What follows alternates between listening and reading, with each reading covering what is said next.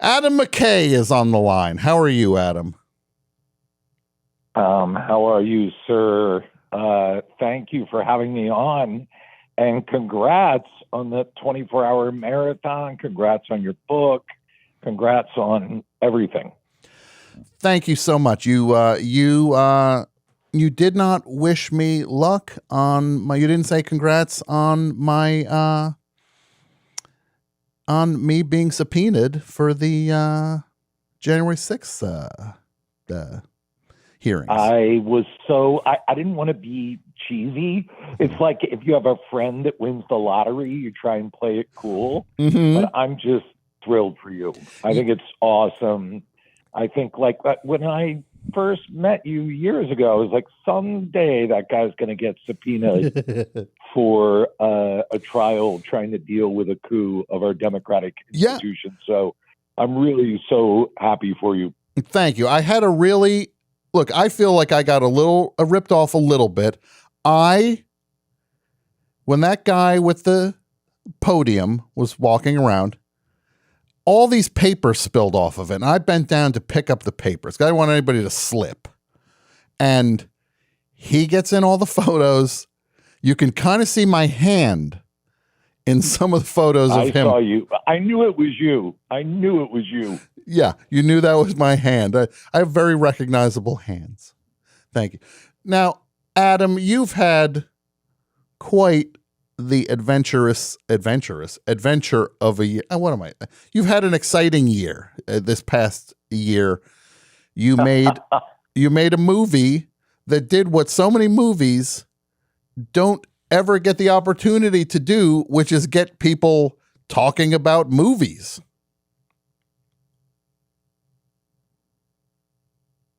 Yes. And yeah. It was a crazy experience. I had never done a movie for Netflix before, mm-hmm. and I did not realize the fact that they are powerful. They blasted out to 100 different countries, and it so happened that we chose a topic which is pretty big, which is a thinly disguised metaphor for climate and sort of for how we're all gaslit in the modern mm-hmm. world. And it was a crazy roller coaster. It was no experience I've ever had with anything. And I got to give you big props. You came to some of my early screenings. You gave me notes. You gave me really thoughtful notes. I said, Tom, don't pull punches, and you did not. And you were incredibly helpful. We were trying to make a very unusual movie. So, mm-hmm. yeah, it was a crazy year. There's no question about it. Yeah, the one note you disregarded, though, was I said, is there any way we can switch out Leonardo DiCaprio for Tom Sizemore? And you did not listen to that note. And I do want to say you made the right call. Well, I met with Sizemore. I respect you. There's no note you give me that I don't give a long, hard look at. Mm-hmm. So I met Sizemore. We had about a 4-hour kind of rambly lunch. Mm-hmm. And at the end of it, it just wasn't a fit. And then I went to Netflix, and there was 2 days where they're we're worried about the director. He wants to replace Leonardo DiCaprio with Tom Sizemore. And I kept saying, just watch Saving Private Ryan. Come on.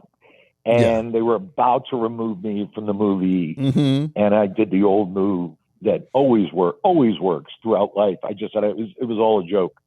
And they were like, thank God. And we just moved on. But, yeah, I got a lot of trouble for that. I usually take pretty much every note you give me, and the idea of replacing DiCaprio with Tom Sizemore really did a lot of damage to me. Yeah. Oh, well, look, they can't all be winners, Adam. I thought that it was really interesting. One of the most interesting things about the movie was that you managed to show Leonardo DiCaprio is always so he's like, even when he's weak, he's strong in movies. But he was like, that was maybe the most normal guy he's ever played. Just like a middle of the pack dude. Funny. I mean, he was a character who had panic attacks. Like it was really fun that he was game to do it and went right into it and actually pushed scenes where he was having panic attacks even further than what was supposed to be there. He's the trick, and people know it if you see Wolf of Wall Street and all that kind of stuff.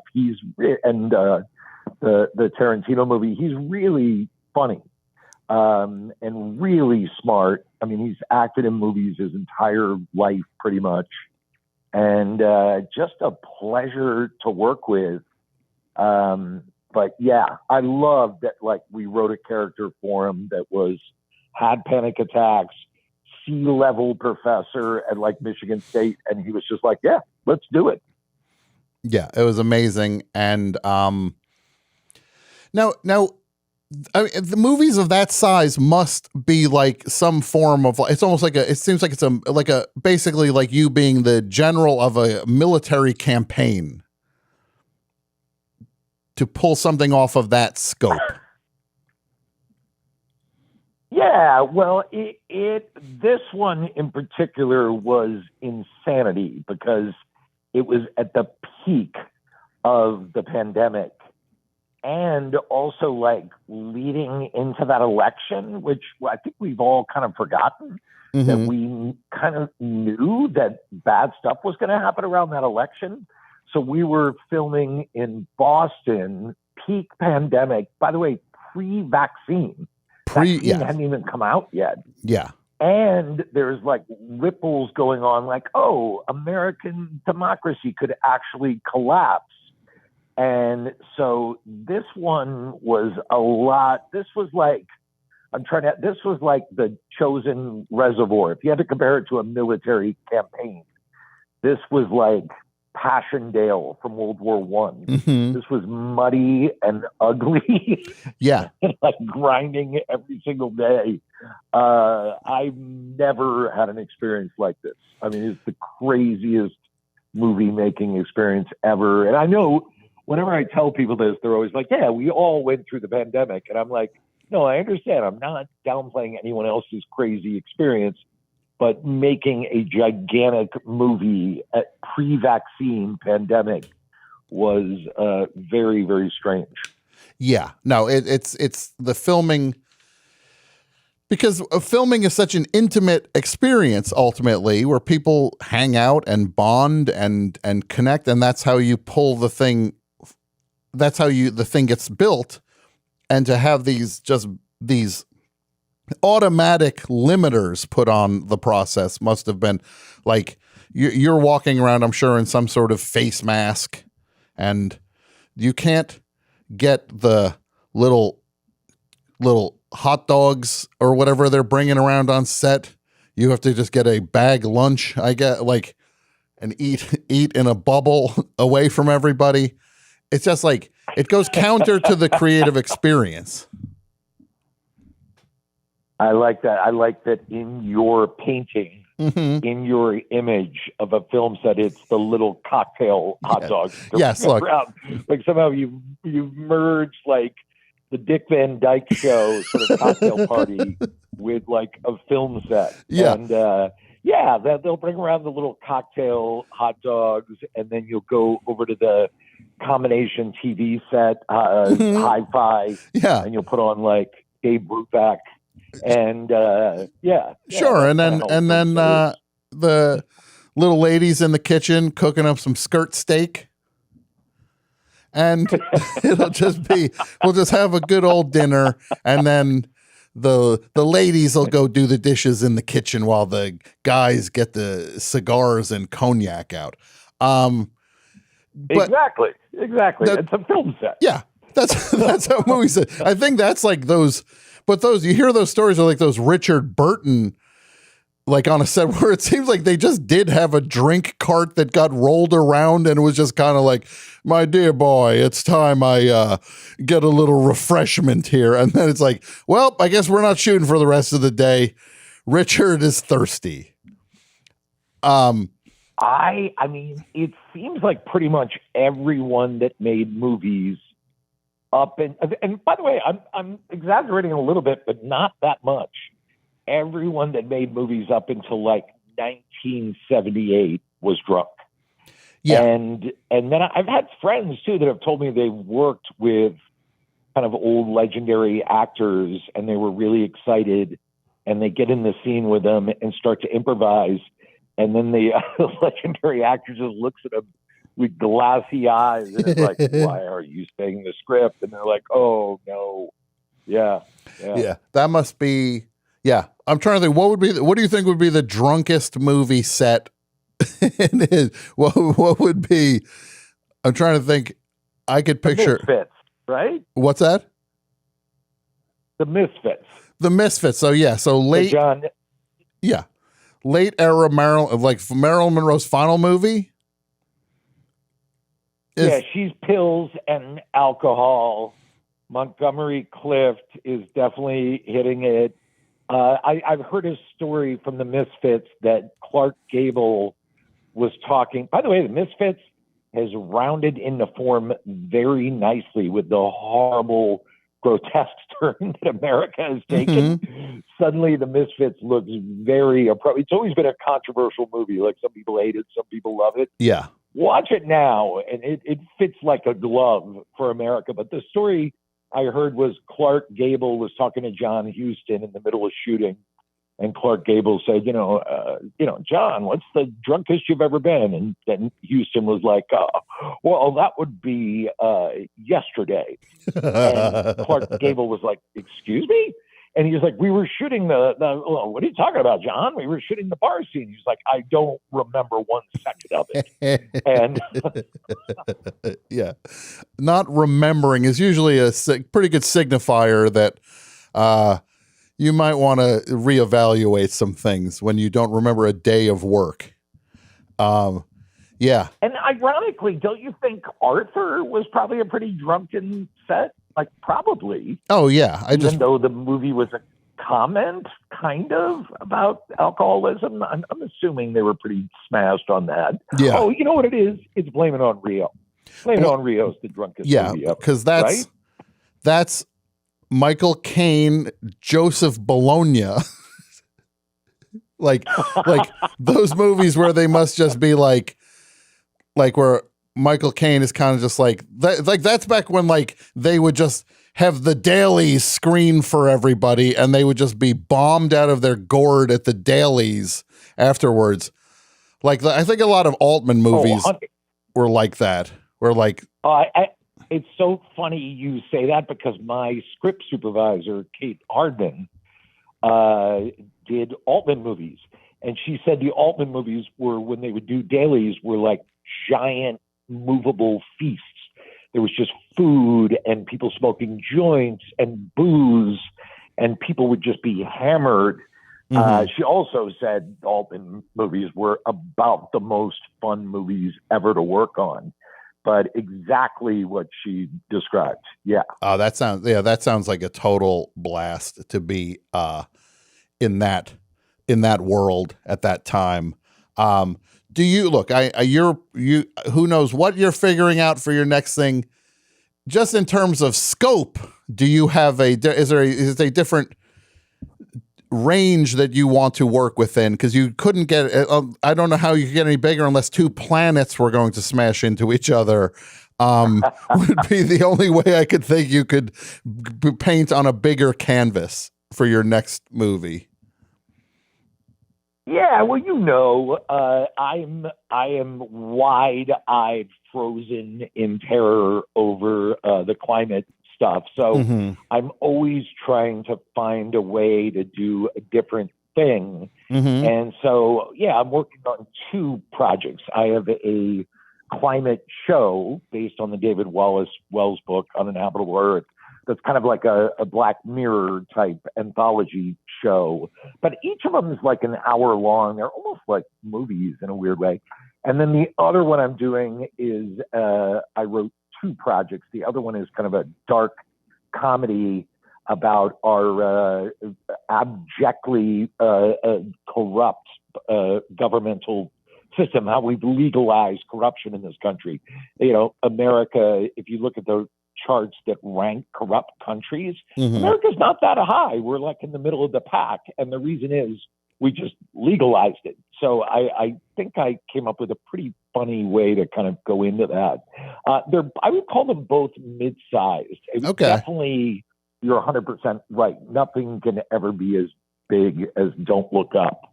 Unless, you know, you start making like comedies about the galaxy, like like Interstellar.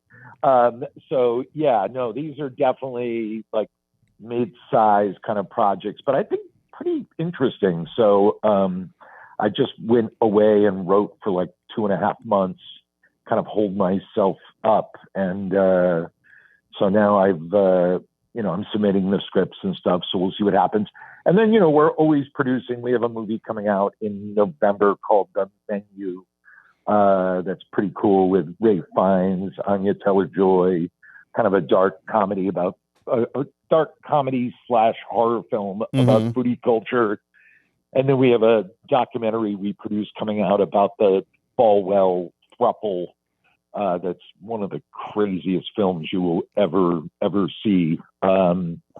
So yeah, and then we just had a podcast come out that's pretty cool from our company Hyperobject called Reunion, and it's about the horrible infestation of bull sharks on Reunion Island that basically devastated that beautiful island for like 10 years. It's an incredible story. So yeah, we always have a bunch of stuff going on, but hopefully I'll start filming, late, maybe January, December, February, somewhere around that zone. Oh, that's amazing. And on a final note, I just want to say, you said something to me once that I will never forget. We are in a fantasy basketball league together, and my first year in the draft, I had no idea how this stuff works. So I just started picking. I was just like a gambler, just taking like long shots on everything. And I was just like, oh, Pau Gasol won a championship, and I heard his brother lost 30 pounds over the summer. I'm picking Marc Gasol, who was like a nobody at that point. I started picking left and right. Every one of them came in, and you said to me the nicest thing anybody said. When I saw you putting that draft together, I thought, what's wrong with this guy? This is the dumbest thing I've ever seen. But you knew what you were doing the whole time. And I probably turned away and cried out of your eye line. Because that was, but then I didn't even make it to the finals because Monte Ellis had a cold in the final Sunday of the playoffs. And I was just like, when Monte Ellis, he giveth and he taketh away. We're doing a documentary called Monte Ellis is Cold. And it's 2 hours. You used to make, well, you still do. You make bold draft picks. And early on, I didn't know you that well. And you would make these bold, crazy choices. And I remember one time saying, "Are you nuts?" In the group chat.